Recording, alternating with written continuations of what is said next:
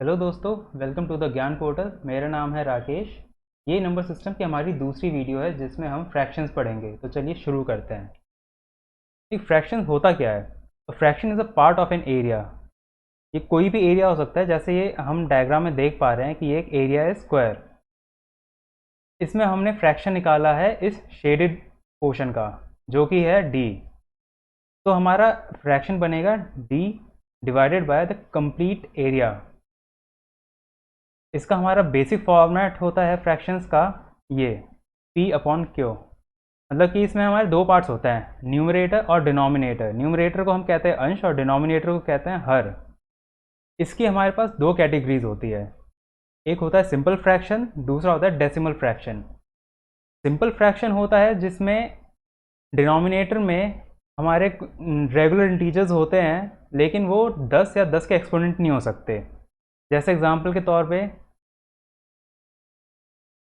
3/7, 5/11, 7/9। अब ये आगे और भी कुछ हो सकता है, 10/6 ले लीजिए, या 11/7, कुछ भी हो सकता है। बस डिनोमिनेटर में 10 या उसके एक्सपोनेंट्स नहीं होने चाहिए। और दूसरा है हमारा डेसिमल फ्रैक्शन। डेसिमल फ्रैक्शन में डिनोमिनेटर में 10 या उसके एक्सपोनेंट्स होते हैं। जैसे हम यहाँ पे देख पा रहे हैं 3/10, 7/100, 11/1000। तो अब हम बात करते हैं फ्रैक्शंस के टाइप्स की। सबसे पहला टाइप है लाइक फ्रैक्शन। लाइक फ्रैक्शन वो होते हैं जिसके डिनोमिनेटर सेम होंगे। जैसे कि हम एग्जांपल में देख सकते हैं कि ये पूरी हमारे पास एक सीरीज़ है फ्रैक्शंस की। इन सब में डिनोमिनेटर में दे रखा है 2, यहाँ पे 3/2, 5/2, 13/2। तो ये होता है हमारे लाइक फ्रैक्शंस। दूसरे हैं अनलाइक फ्रैक्शंस। अनलाइक फ्रैक्शंस में डिनोमिनेटर हमेशा अलग होते हैं। जैसे हम इस सीरीज़ में देख सकते हैं 1/2, 3/5, 6/11, 6/7, 8/11। ये कोई भी नंबर हो सकते हैं लेकिन सेम नहीं होंगे कभी। अब प्रॉपर फ्रैक्शन वो होते हैं जिसमें न्यूमरेटर हमेशा छोटा होता है डिनोमिनेटर से। मतलब कि अगर हम ये फॉर्मेट देखें p अपॉन क्यू, तो p is always smaller than q। जैसे एग्जांपल में 1/2, 1 छोटा है 2 से। 3/5, 3 छोटा है 5 से। 6/13, 6 छोटा है 13 से। ये है हमारा प्रॉपर फ्रैक्शंस। अगला है हमारा type improper fraction. Improper fraction में न्यूमरेटर बड़ा होता है डिनोमिनेटर से। जैसे हम यहाँ पे देख पा रहे हैं 5/3, 5 बड़ा है हमारा 3 से। 14/5, 14 बड़ा है हमारा 5 से। ये हुआ हमारा इम्प्रॉपर फ्रैक्शन। इसमें आप ध्यान रखिएगा कि numerator is always greater than denominator. इसके बाद है कंपोजिट फ्रैक्शन। इसे हम मिक्स फ्रैक्शन भी कहते हैं। ये आपका थोड़ा इंपॉर्टेंट पार्ट है, इसको ठीक से समझिएगा थोड़ा। कंपोजिट फ्रैक्शन में हमारे पास हमेशा एक इंटीजर वैल्यू होती है, उसके बाद एक फ्रैक्शन वैल्यू होती है। जैसे ये 1 4/5, 6 2/3। अगर इसे हमें फ्रैक्शन में कन्वर्ट करना होगा, इसका हमारा तरीका होता है। जैसे एग्जांपल में देखते हैं 1 4/5, हमें इसे करना पड़ेगा 5 इंटू 1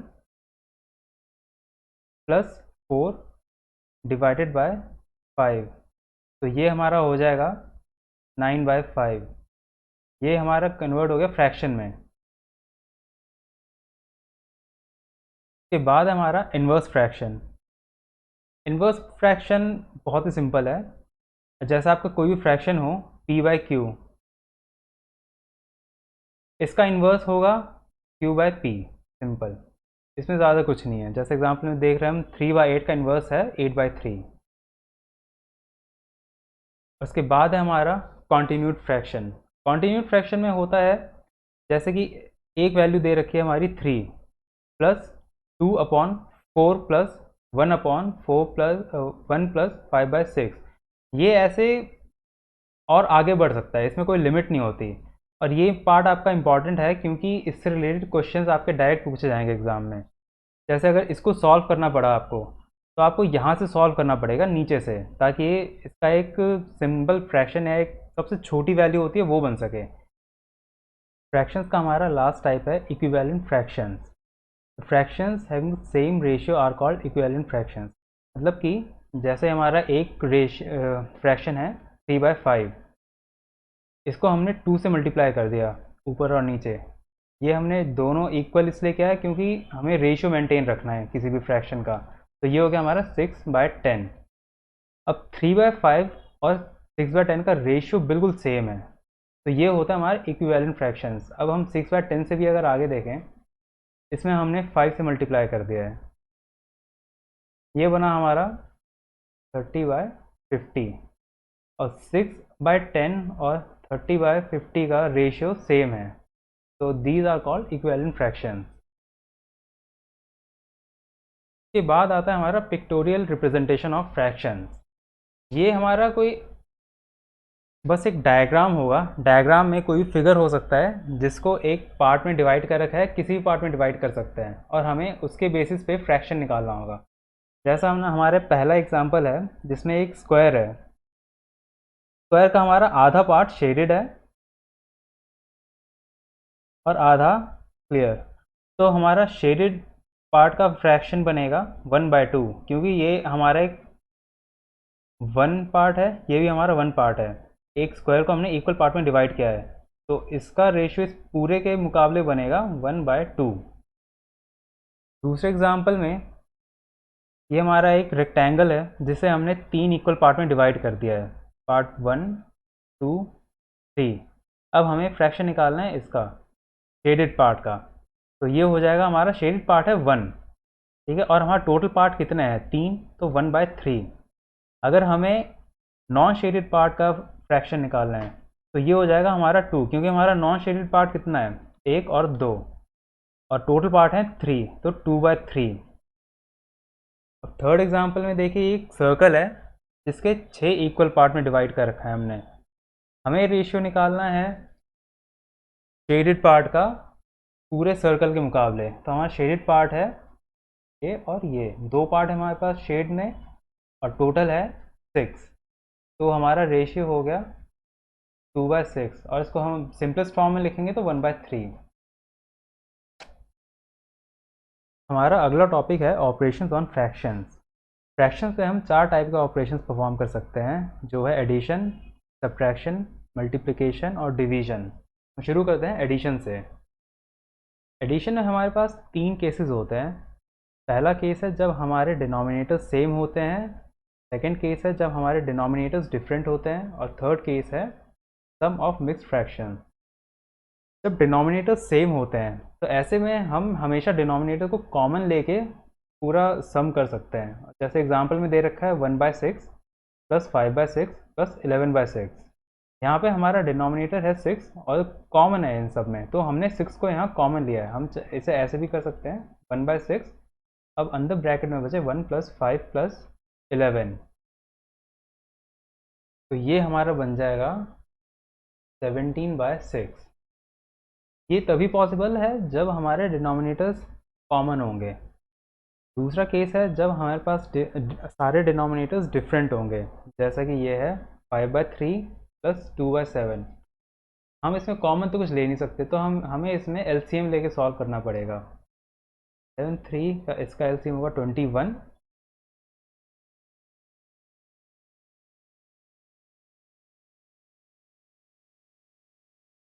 टू 3। हमारा ये बनेगा 5/35 + 6/21, जो कि होता है 41/21। ये हमारा फ्रैक्शन का स्मॉलेस्ट पार्ट है, ये और डिवाइड हो नहीं सकता आपस में, तो बस हमारा ये फाइनल आंसर होगा 41/21। थर्ड टाइप है sum of mixed fractions. Mixed fraction में हमारे पास है 5 2/3 प्लस 4 3/5। जब भी आपका ऐसा केस बनेगा, ऐसा कोई मिक्स्ड फ्रैक्शन है जैसे आप को समेशन करना हो, एडिशन करना हो, तो उसके लिए आपको पहले इंटीजर्स को अलग से ऐड कर लेना चाहिए, प्लस उसके बाद जो हमारे फ्रैक्शंस हैं उनको अलग से ऐड करना चाहिए। अब हमारे इस केस में हो रहा है 5 + 4 9 प्लस 2/3 प्लस 3/5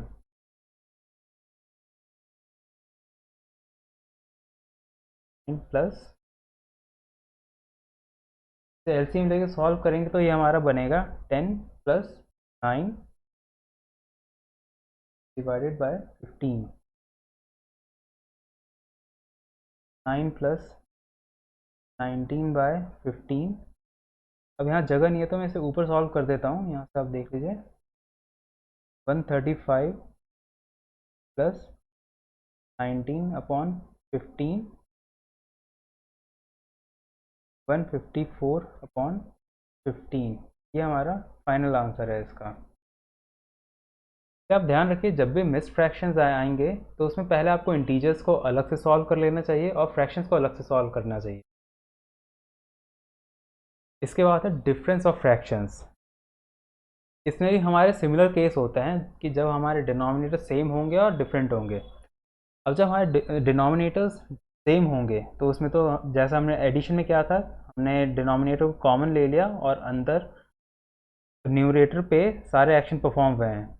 यहाँ पे हमारे पास है 6/7 माइनस 3/7, हमारा 7 कॉमन आ गया, अंदर बचा 6 माइनस 3 जो कि बनेगा 3/7, ये हमारा फाइनल आंसर। अब जब हमारे डिनोमिनेटर डिफरेंट होंगे, इस केस में हमारे पास एग्जांपल में है 5/8 माइनस 1/4, यहाँ पे हमारे डिनोमिनेटर्स अलग हैं, तो हम इसमें ये कर सकते हैं कि डिनोमिनेटर सेम करने के लिए 1/4 को 2 से मल्टीप्लाई कर दें। 2 से मल्टीप्लाई करने पे होगा ये कि 5/8 माइनस 2/8। अब हमारा वही केस हो गया कि डिनोमिनेटर हमारे सेम बन गए और ये हमारा बन गया 3/8। नहीं तो आप इसको दूसरे तरीके से एलसीएम लेके कर सकते हैं। एलसीएम में 5/8 माइनस 1/4 लेंगे तो 8, ये 5 एज इट इज रहेगा, माइनस 4 इंटू 2 तो 2 इंटू 1 2, 3/8, ये हमारा फाइनल आंसर है। अब ये कि सिंपलेस्ट फ्रैक्शन है, इससे ज़्यादा डिवाइड नहीं हो सकता, तो यही हमारा फाइनल आंसर बनेगा। इसके बाद है मल्टीप्लिकेशन। मल्टीप्लिकेशन के लिए हमारे पास एग्जांपल में है 3/8 मल्टीप्लाई बाय 5/4। अब यहाँ पे हम किसी भी वैल्यू को कट नहीं कर सकते क्योंकि और सिंपलेस्ट फॉर्म में जा ही नहीं सकता ये, तो इसलिए हम इसे सीधा यहाँ पे मल्टीप्लाई कर देंगे। 3 इंटू 5 15, 8 इंटू 4 32। अब मान लीजिए अगर ऐसा कोई क्वेश्चन होता, ऐसा कोई एग्जांपल होता आपके पास कि 3/8 मल्टीप्लाई बाय 4/7, यहाँ पे हम देख सकते हैं कि 4 और 8 हमारे मल्टीपल्स में हैं, तो 4 to 2, तो हमारा फाइनल बनेगा 3/2 इंटू 1/7 जो कि होगा हमारा 3/14। ठीक है। अगला और लास्ट ऑपरेशन है हमारा डिवीजन। डिवीजन में हम एग्जांपल देखते हैं 5/9 डिवाइडेड बाय 25/27। इसे हमारे सॉल्व करने का सिंपल तरीका है, जैसे 5/9 डिवाइड की जगह मल्टीप्लाई कर देंगे और न्यूमरेटर और डिनोमिनेटर को स्विच कर देंगे, बेसिकली इन्वर्स कर देंगे हम इसे। तो हमारा 5/9 मल्टीप्लाई बाय 27/25 कर देंगे। अब यहाँ पे आप देख रहे हैं कि क्वेश्चन में आपके पास था 25 डिवाइडेड बाय 27, और जब हमने इसे आगे सॉल्व किया तो ये हमारा हो गया 27/25। अगर हम बैक एंड में इसका ऑपरेशन देखना चाहो तो ऐसा बनेगा 5/9 डिवाइडेड बाय 25/27। तो आगे सॉल्व करने में 5/9 मल्टीप्लाई बाय, अब ये हमारा 27 जो डिनोमिनेटर में है ये यहाँ पे न्यूमरेटर में आ जाएगा और 25 आ जाएगा डिनोमिनेटर में।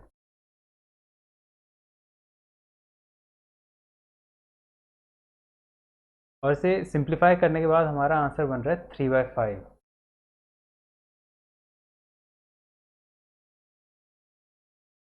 ये हमारे 4 बेसिक ऑपरेशंस थे जो हम फ्रैक्शन पे परफॉर्म करते हैं। उसके बाद हमारा एक टॉपिक है डेसिमल टू फ्रैक्शन, मतलब किसी भी डेसिमल वैल्यू को फ्रैक्शन में कन्वर्ट करना।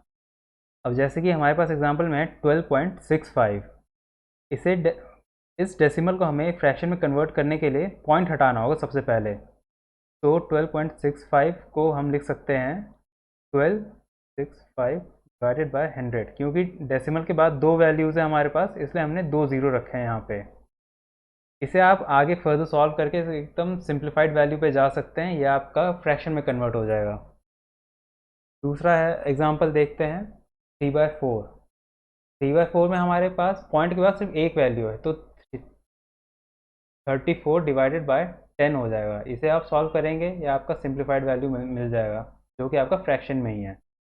दूसरा है फ्रैक्शन से डेसिमल में कन्वर्ट करना। फ्रैक्शन से डेसिमल में कन्वर्ट करने के लिए आप सिंपल डिवाइड कर सकते हैं उसे। जैसे एग्जांपल में 3/2, तो यहाँ पे हम देख रहे हैं डिवाइड करने पे हमारा बनता है 1.5, तो ये हमारा फ्रैक्शन था जिसे हमने कन्वर्ट कर दिया डेसिमल में, जो है 1.5। बस आपको डिवाइड करना होगा। दूसरे एग्जांपल में है 15/7, यहाँ भी हमने इसे डिवाइड किया है और जो हमारा डेसिमल वैल्यू बन रहा है 2.142।